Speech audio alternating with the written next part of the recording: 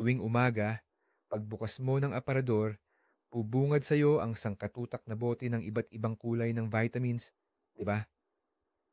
Sanay tayong isipin na ito na ang magic potion para manatiling bata at malakas, lalo na kung nasa edad 60, 60 na tayo o higit pa. Pero paano kung sabihin ko sa inyo na karamihan sa mga tableta na yan ay mga mahal lang na candy? At ang mas matindi, baka makasama pa ang iba sa katawan natin. Dito sa video na ito, alamin natin ang buong katotohanan tungkol sa multivitamins, lalo na para sa ating mga senior citizen. Malalaman mo kung anong supplements ang talagang kailangan, ano ang dapat nang itigil, at paano tayo makakaiwas na maging biktima ng pamarketing lang. Ipinapangako ko, sa pagtatapos ng videong ito, magbabago ang tingin mo sa pang-umagang ritual na yan. Nga pala, mag-comment ka na agad sa ibaba. Anong vitamins o supplements ang iniinom mo ngayon? Gusto naming malaman yan. Para maintindihan natin kung bakit tayo ganoon na lang maniwala sa miracle pill, kailangan nating silipin ang kasaysayan. Sumikat ang ideya na pwedeng ipasok ang kalusugan sa isang capsule noong kalagitnaan ng 20s, ika-20 siglo. Noong panahong iyon, matapos ang digmaan, umuusbong ang siyensya at kimika at nagbigay ito ng pag-asa na kayang solusyonan ng agham ang lahat, pati na ang pagtanda. Agad sinakyan ito ng mga kumpanya ng gamot. Ipinakita nila ang multivitamins bilang madaling siguro laban sa sakit at kulang sa nutrisyon. Ang mga patalastas nagpakita ng magagandang eksena. Isang tableta lang daw araw-araw, siksik ka na sa lakas, sa enerhiya, at hindi ka natatablan ng sakit. Ang paniniwalang ito nakatanim na sa ating isip at ipinasa pa natin sa ating mga anak. Pero ito ang catch. Ang siguro na yan, ginawa lang para sa average na adult. Pero ang katawan natin pag-abot ng 60 anyos, iba na yan. Isa na yang kakaiba at natatanging sistema na may sariling pangangailangan at mas importante, sariling kahinaan. Simulan natin ito sa pinakapangunahing maling akala. Ito yung paniniwala na pag mas marami ang dosage, mas effective. Akala natin, kung iinom tayo ng vitamins, dapat yung tableta ay puno ng lahat at yung dose, daan-daan or minsan libu-libong porsyento pa ng kailangan natin sa isang araw. Pero tandaan nyo po, ang katawan natin, hindi yan bodega.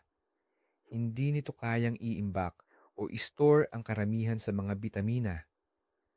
Meron tayong tinatawag na recommended daily intake. Ito yung sapat lang na dami para hindi tayo magkulang. Ito yung kailangan ng katawan natin para manatiling malusog. Lahat ng sobra sa kailangan, lalo na yung mga water-soluble vitamins tulad ng vitamin C at B-complex, hindi po kailangan ng katawan yan. Iihilang natin yan. Isipin nyo, parang nagbubuhos kayo ng 2 litro ng tubig sa 1 litrong garapon. Ano ang mangyayari sa sobra? Siyempre, aapaw lang ito. Ganyan din ang nangyayari sa sobrang vitamins. Sa pinakamaganda, ang binibili ninyo, mahal na ihilang. Pero sa mas malala, nakakabigat tayo sa trabaho ng ating kidneys o bato. Tandaan po, habang tumatanda tayo, hindi na kasinggaan ang trabaho ng bato natin tulad noong bata pa tayo. Kaya po, ang paghahabol sa mga mega-dose na bitamina, hindi lang yan walang kabuluhan, kundi hindi rin po ito matalino. Meron pang isang napakahalagang bagay na hindi sinasabi sa atin ng mga gumagawa ng supplements. Ito yung totoo na ating problema sa pagkuha ng sustansya habang nagkakaedad tayo. Nag-iiba na rin po ang sistema ng ating sikmura at bituka. Paglampas natin ng 60 anyos, kadalasan humihina na ang paggawa ng stomach acid or asim sa tiyan. Napakahalaga nito dahil ito ang kailangan talaga para matunaw ang kinakain natin at para makalabas ang mga bitamina lalo na yung vitamin B12. Bukod pa dyan, bumabagal din yung mga enzyme, di ba, na tumutulong sa pagtunaw at humihina yung pagkilos ng ating bituka. Kaya kahit pa ang ininom mo ay tableta na kumpleto sa lahat ng kailangan, wala pong kasiguraduhan na lahat ng sangkap noon ay makakarating sa pupuntahan. Maaaring hindi na kayang abutin o i-absorb lahat yon ng ating katawan. Dahil dito, napakahalaga na malaman natin kung anong klase ng bitamina ang ginamit sa supplement. Halimbawa, mas madaling makuha ng katawan ang ilang uri ng magnesium kaysa sa iba. Ang mga ordinaryo at murang multivitamins madalas ay gumagamit lang ng pinakapayak na uri, yung klase na mahirap i-absorb kasi mas makakatipid ang mga gumagawa. Ang resulta, umiinom ka nga ng tableta, pero dadaan lang ito sa katawan mo at lalabas lang, hindi mo naman napakinabangan. Para ka lang nagpapagasolina sa sasakyan mo, pero ang gas naman ay hindi kayang sunugin o gamitin ng makina. Ngayon naman, pag-usapan natin ang isang tunay na panganib, ang sobrang bitamina o yung tinatawag na hypervitaminosis. Kapag ang mga bitaminang natutunaw sa tubig ay madaling mailabas ng katawan, pero ibang usapan kapag ang bitaminang natutunaw sa taba, fat soluble. Ito ang mga bitamina A, D, E at K. Hindi sila inilalabas ng ihi. Sa halip, naiipon sila sa ating taba at atay. Kaya dito, yung paniniwala na mas marami, mas maganda ay nagiging isang malaking problema. Parang isang bombang may tagal bago sumabog. Halimbawa, ang matagalang sobrang vitamina A ay pwedeng makasira sa atay, magdulot ng sakit ng ulo, at manipisan ng ating buto. Delikado ito, lalo na kung may banta ng osteoporosis. Ang sobrang vitamina D naman ay nagdudulot ng labis na pag-ipon ng calcium sa dugo na makakasira sa ating mga bato, kidneys, at mga ugat. Kung sobra-sobra ang vitamina E, pwede itong magpataas ng panganib na magdugo, lalo na kung umiinom na kayo ng gamot para pampalabnaw ng dugo. Ang mas nakakatakot, ang mga sintomas ng sobrang bitamina ay hindi madaling matukoy, parang simpleng pagduduwal, nausya, panghihina, or pagkahilo na madalas ay isinisisi lang natin sa pagtanda. Dahil dito, tuloy pa rin ang pag-inom ng mga itinuturing na pampalakas na bitamina, kaya lalong lumalala ang kalagayan. Pagtuunan natin ng pansin ang isa sa pinakamahalagang bida nitong mga nakaraang taon, ang vitamin D. Tinatawag din itong sunshine vitamin or bitamina mula sa araw. At totoo, marami talaga ang kulang dito, lalo na sa mga edad senior. Sa pagtanda natin, hindi na masyadong epektibo ang ating balat na gumawa ng bitamina D kahit pa naaarawan. Pero, napakahalaga nito dahil ito ang susi para maabsorb ng katawan natin ang calcium na siyang nagpapalakas ng ating mga buto. Kapag kulang tayo sa bitamina D, direkta tayong nanganganib sa osteoporosis at madaling mabalian ng buto. Kaya tama lang na uminom ng supplemental na bitamina D, lalo na kung lampas na tayo sa edad 60, inyong 60. Ngunit, nandito ang pinakamahalagang detalye, ang tamang dosis. Huwag na huwag mag-self-medicate o magsariling magbigay ng sobrang taas na dosis dahil ito ay pwedeng magdulot ng toxic effect o pagkalason sa katawan. Tulad ng napag-usapan natin, ang pinakamainam na gawin ay magpa-blood test, yung tinatawag na 25-hydroxy-vitamin D level upang makita ang eksaktong antas nito sa dugo. Base sa resulta, ang doktor mo ang magbibigay ng individual, ligtas at epektibong dosis para sa iyo. Tandaan, ang bitamina D ay hindi lang basta supplement o dagdag sa pagkain.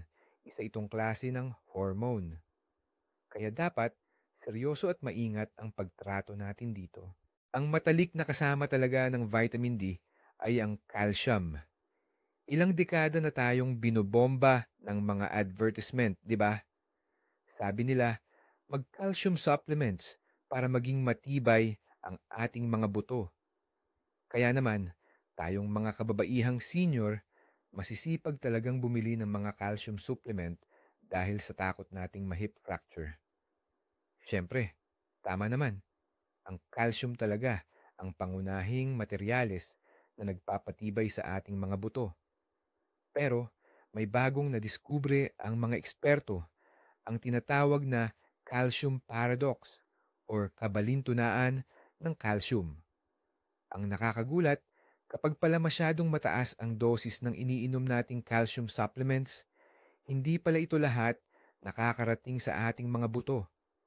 Sa halip, ito raw ay pwedeng mag-ipon sa dingding ng ating mga ugat sa puso na nagpapatigas at nagpaparupok sa kanila.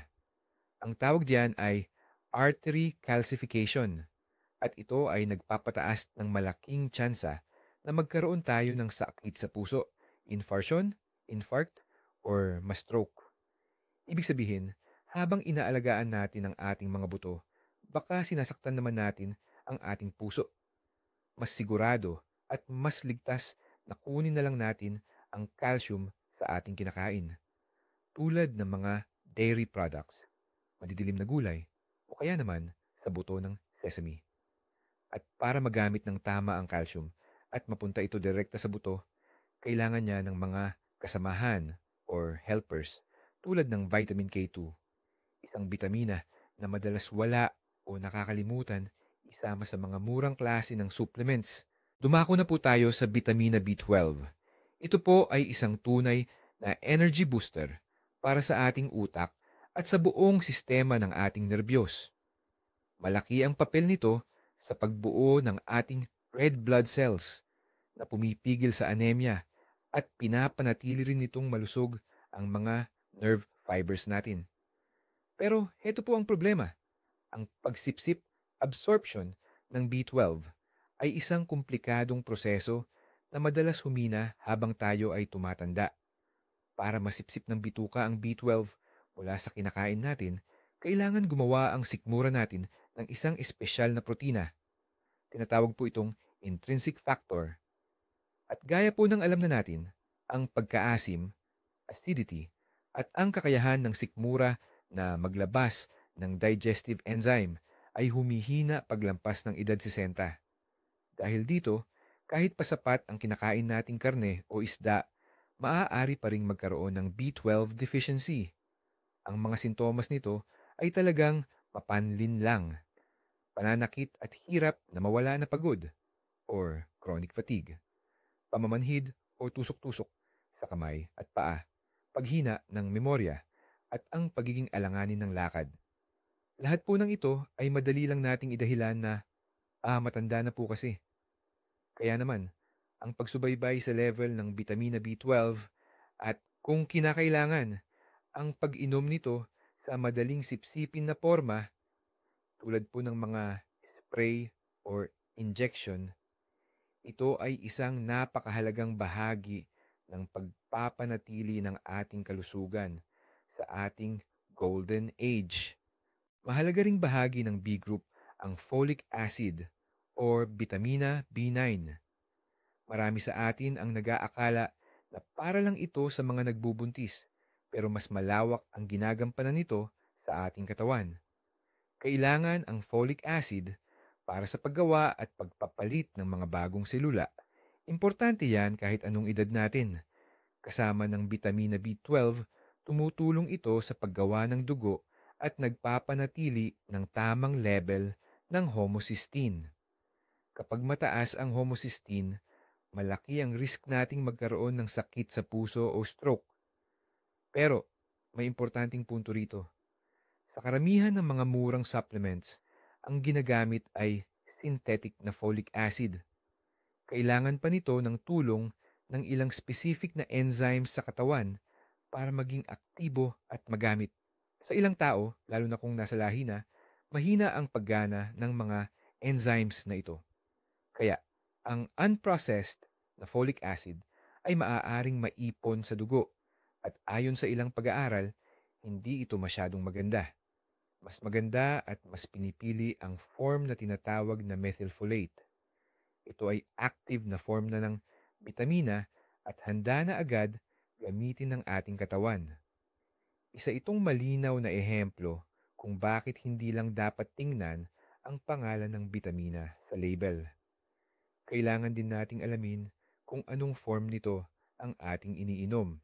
E paano naman yung mga sikat na antioxidants tulad ng vitamins C at E? Ang sabi sa atin, sila raw ang ating mga kabalyero na may makinang na baluti na lumalaban sa mga free radicals, ang mga salot na nagdudulot ng pagtanda at sakit. Maganda pakinggan ang ideyang ayan at may katotohanan naman. Talaga namang sinisira ng mga free radicals ang mga selyula natin. Pero, nang nagsimula na ang mga siyentipiko na magsagawa ng malalaking pag-aaral at binigyan nila ang tao ng matataas na dosis ng antioxidant supplements, ang resulta ay, sa madaling salita, nakakadismaya. Sa pinakamaganda na nilang sitwasyon, wala silang ipinakitang epekto para mapigilan ang cancer o sakit sa puso. At sa ilang pag-aaral pa, tulad noong ginawa sa mga naninigarilyo, ang mataas na dosis ng beta-carotene, ito yung precursor ng vitamin A at vitamin E, ay lalo pang nagpataas ng panganib. Bakit kaya ganoon? Siguro dahil sa kalikasan, ang mga antioxidant ay hindi nag-iisa lang kumikilos. Sila ay bahagi ng isang komplikadong team na may daan-daang iba pang sustansya na makikita sa mga prutas at gulay. Kapag kinuha mo lang ang isang sangkap at ininom mo ito sa sobrang laking dosis, sinisira natin ang maselan na balanse ng kalikasan. Kaya naman, mas makabubuti pa rin sa atin ang isang dakot ng sariwang berry kaysa sa isang kapsula na may extract lang nito. Sige, dumako na tayo sa iron or bakal. Alam nating malaking problema ang iron deficiency at anemia, lalo na sa mga babae na nasa edad pa ng pag-aanak. Pero kapag nagmenopause na ang isang babae, biglang bumababa ang pangangailangan niya sa iron dahil wala nang buwan ng pagdurugo. Sa mga lalaki naman, mas mababa talaga ang kailangan nilang iron. Kaya dito, nagiging problema ang pag-inom ng mga multivitamins na mayroong standard na dosis ng iron. Ang dahilan, hindi kayang ilabas ng katawan ang sobrang iron. Ito ay naiipon at na-stock sa ating mga tissues at organs, lalo na sa ating atay, liver, at puso, heart. Tandaan natin na ang iron ay isang malakas na pro-oxidant. Ibig sabihin, nagdudulot ito ng pagdami ng tinatawag nating free radicals. Ito yung kalaban na sinisikap nating puksain gamit ang mga antioxidants. Ang sobrang iron ay nauugnay sa mataas na panganib ng sakit sa puso, diabetes, at ilang uri ng cancer. Kaya naman, kapag lampas na tayo sa edad na 60, supplement lamang na may iron ang dapat inumin kung direkta itong inirekomenda ng doktor at kung nakita talaga sa laboratory test na kulang ka. Sa lahat ng iba pang sitwasyon, hindi lang ito hindi kailangan. Posibleng makasama pa ito sa ating kalusugan. Madalas, natatabunan ng kasikatan ng ibang bitamina ang magnesium. Pero huwag po nating kalimutan, ito na siguro ang pinakaimportanting mineral para sa ating kalusugan, lalo na sa edad natin. Tinatawag din itong mineral ng katahimikan o kaya naman ang tahimik na konduktor. Bakit? Dahil nakikisali ito sa mahigit 300 biochemical reactions sa loob ng ating katawan. Ang magnesium ang sagot sa maayos na paggana ng ating mga kalamnan, muscles, kasama na po dyan ang puso natin. Inaayos nito ang daloy ng ugat, tinutulungang panatilihing regular ang tibok ng puso, at syempre, pinapanatili nitong normal ang blood pressure. May malaki rin itong papel sa kung paano natin ginagamit ang glucose, asukal, na napakahalaga para maiwasan ang type 2 diabetes. Ang nakakalungkot, marami po ang kulang sa magnesium. Habang tumatanda tayo, humihina ang kakayahan ng ating katawan na sumipsip nito mula sa pagkain. At minsan, mas mabilis pa itong inilalabas ng kidneys, lalo na kung umiinom tayo ng ilang gamot tulad ng diuretics o mga pampaihi.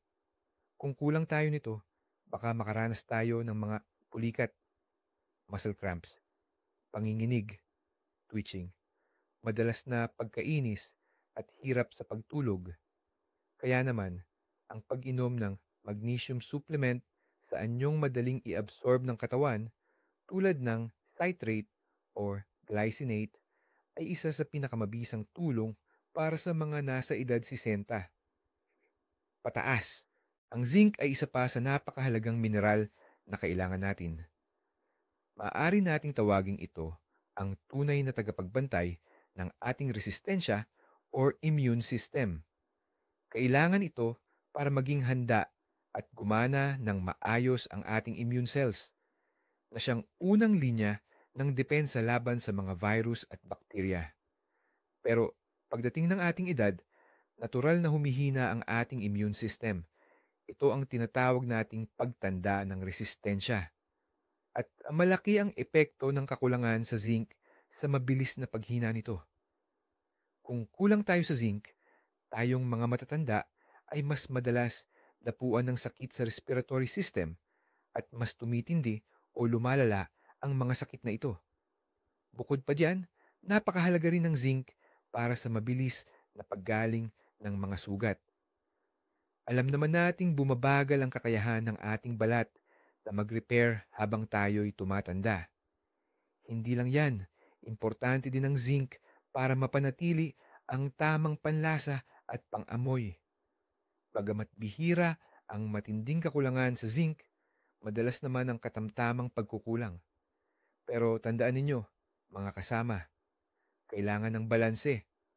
Ang sobra namang zinc ay maaaring humadlang sa pag-absorb ng copper, isa pang napakahalagang mineral. Kaya naman, bago kayo magsimula sa pag-inom nito, obligadong kumonsulta muna sa inyong doktor.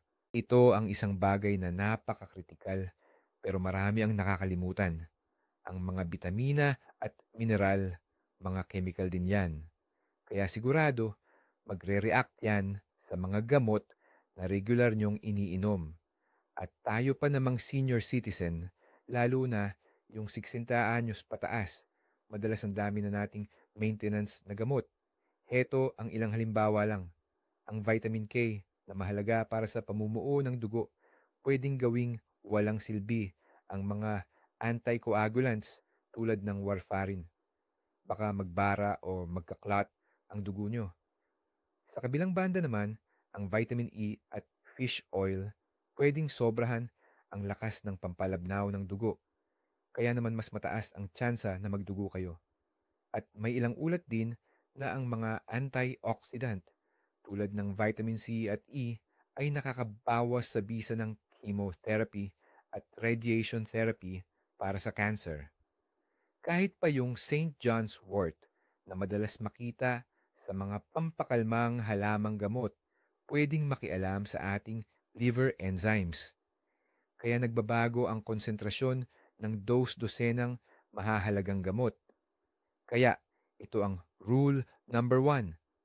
Kung umiinom kayo ng anumang gamot ng regular, huwag na huwag magsisimula ng kahit anong bagong supplement nang hindi muna kinakausap ang inyong attending physician o doktor.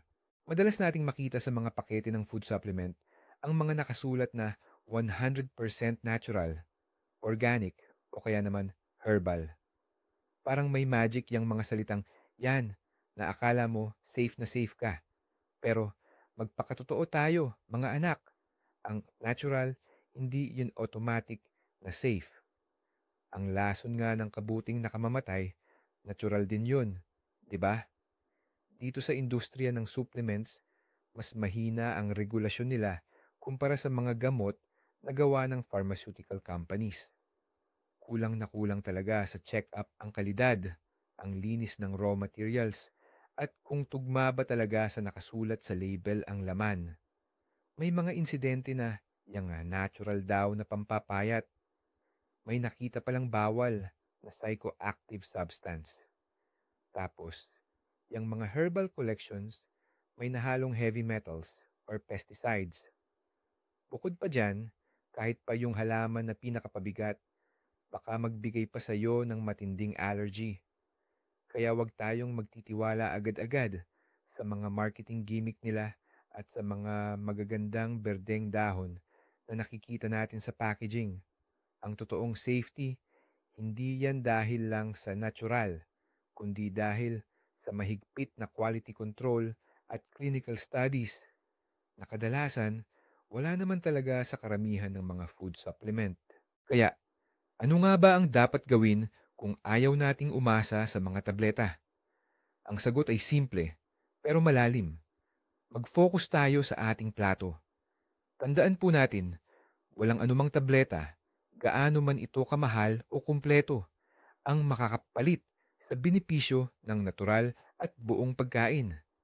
Ito ang tinatawag nating food synergy o ang pagkakaisa ng nutrisyon sa pagkain. Ibig sabihin, ang mga sustansya sa pagkain ay nagtutulungan, nagpapalakas ng bisa ng isa't isa. Halimbawa na lang, sa isang mansanas, bukod sa vitamin C, may daan-daang iba pang phytonutrients, flavonoids, at fiber. Ang pinagsama-sama nilang epekto ay mas matindi at mas malakas kaysa sa isang nakahiwalay na vitamin C capsule.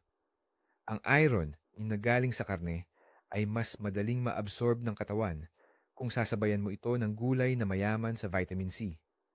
Ganon din, ang calcium sa spinach ay mas makakarating sa ating buto dahil may kasama itong vitamin K. Ang tableta ay walang konteksto. Nagbibigay lang ito sa atin ng isa o ilang hubad na elemento.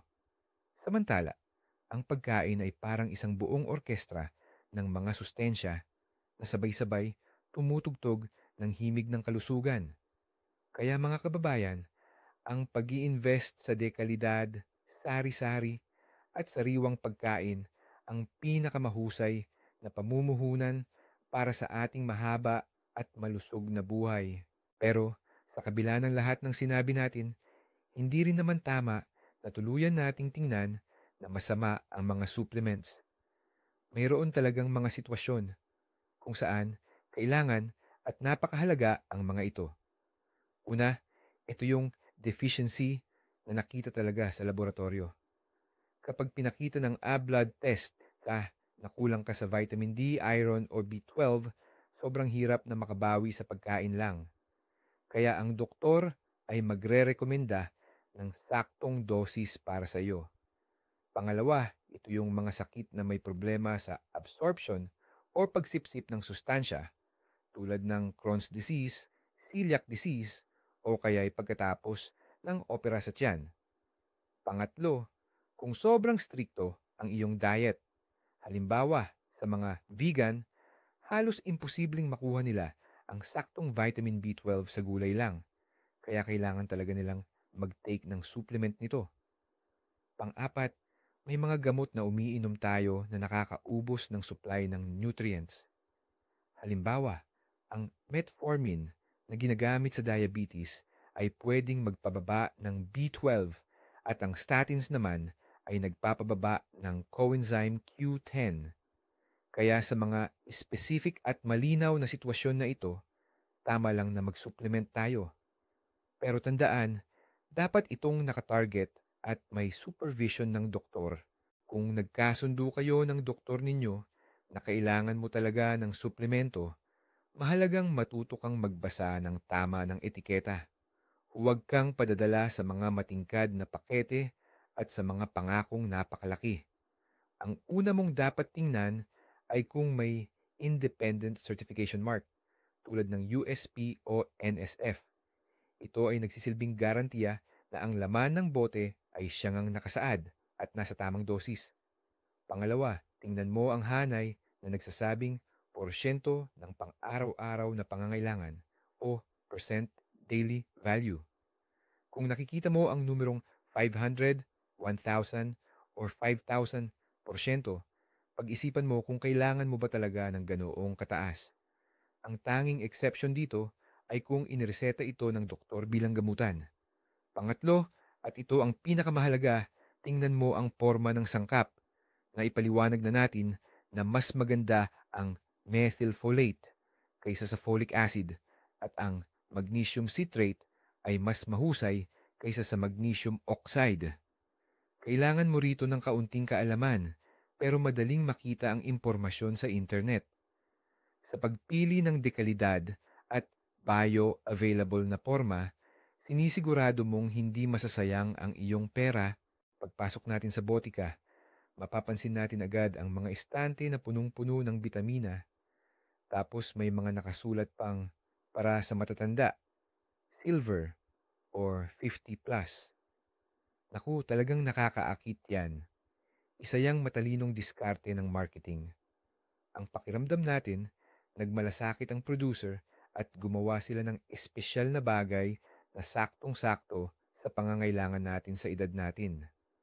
Pero teka muna, tingnan muna natin ang components o sangkap niyan. Kadalasan, ang formula para sa matatanda ay iba lang sa ordinaryong bitamina dahil mas mataas ang vitamin D at B12 content at kadalasan wala ng iron o bakal. Sa totoo lang, may kabuluhan naman yan. Pero ang mas nakakainis, maraming idinagdag na kung ano-anong sangkap dyan, dose-dose ng components na sobrang liit ng dosage. Parang homeopathic na wala namang talagang epekto. Ginagawa lang yan para humaba ang listahan ng sangkap sa pakete. Ang masaklap pa, ang presyo ng ganyang espesyal na complex ay madalas na mas mahal. Ang totoo, nagbabayad ka lang sa marketing at sa pangalan. Mas matalino at mas makakatipid pa kung sakaling kailangan mo talaga. Pumili ka na lang ng hiwalay ng dekalidad na vitamin D at B12 supplies sa tamang dosage para sa iyo. Huwag na nating bayaran ang complex na walang kwenta na sinasabing 20 in 1. Ano ba talaga ang pinakamahalagang aral na makukuha natin dito? Simple lang po, ang pagpapagamot sa sarili gamit ang vitamins ay delikado. Ang una at pinakamahalaga ninyong hakbang tungo sa kalusugan ay hindi ang pag-apura sa botika para bumili ng kung ano-anong makukulay na bote, kundi ang pagbisita sa isang mahusay at mapag-isip na doktor. Huwag po kayong mahihiyang magtanong. Ikwento o sabihin ninyo sa doktor lahat ng gamot at supplements na iniinom ninyo. Pakiusapan ninyo siyang bigyan kayo ng basic na pagsusuri, analysis, para matingnan ang label ng mahahalagang vitamins at minerals na kadalasang nagkukulang na sa edad ninyo. Ito, syempre, ay vitamina D, B12, ferritin para sukatin ang reserba ng inyong iron at complete blood count na CBC. Tanging kapag hawak na ninyo ang mga objetibong resulta, doon pa lang kayo makakagawa ng tamang desisyon kung kailangan ba talaga ninyo ang isang supplement.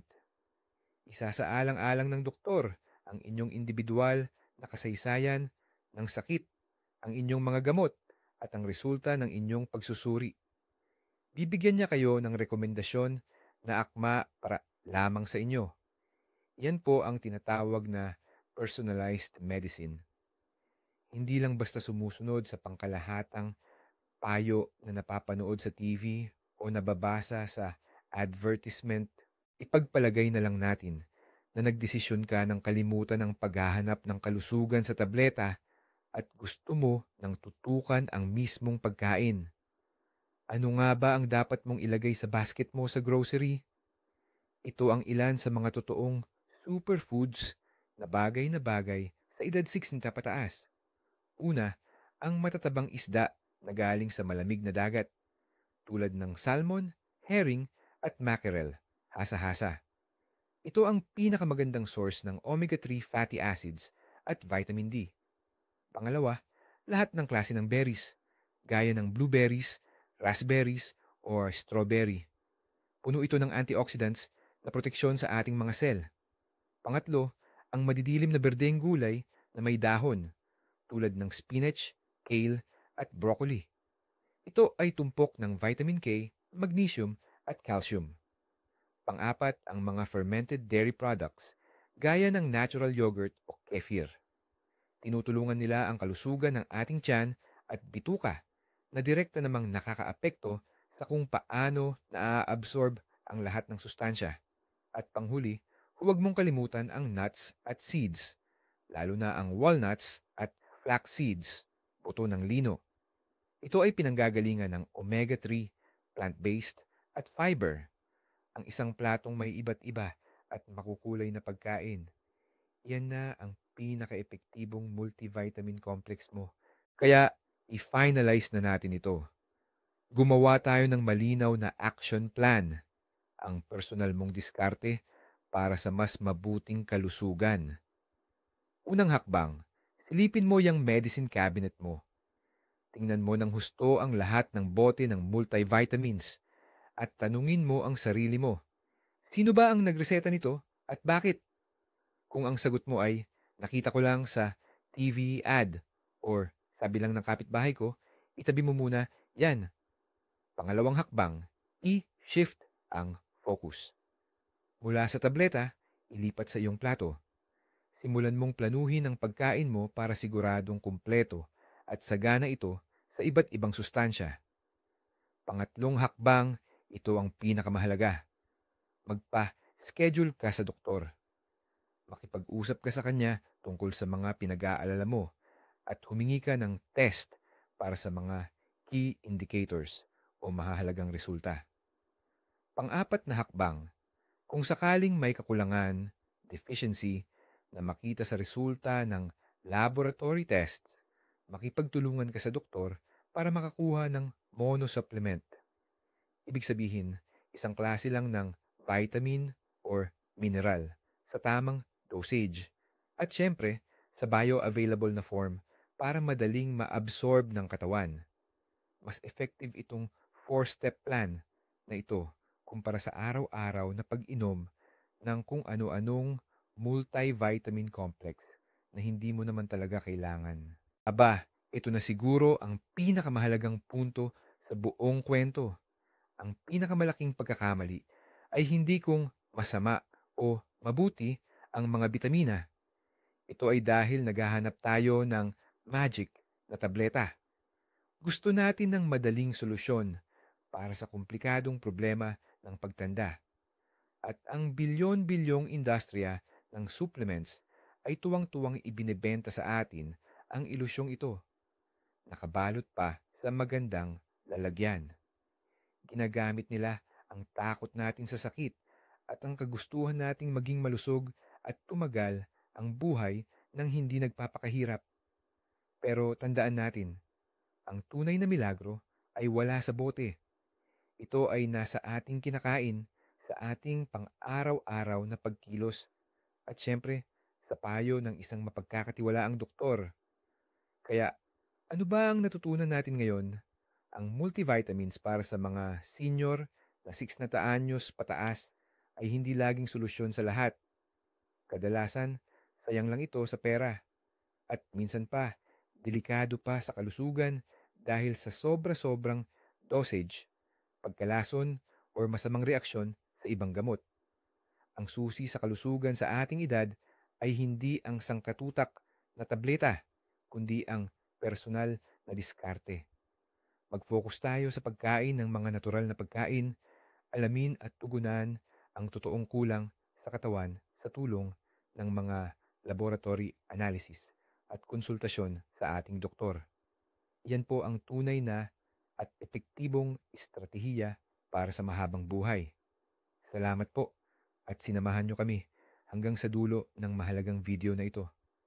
Kung may natutunan kayong bago at mapapakinabangan, huwag kalimutang i-like at mag-subscribe sa channel namin para hindi kayo mahuli sa iba pa naming paglalantad ng katotohanan.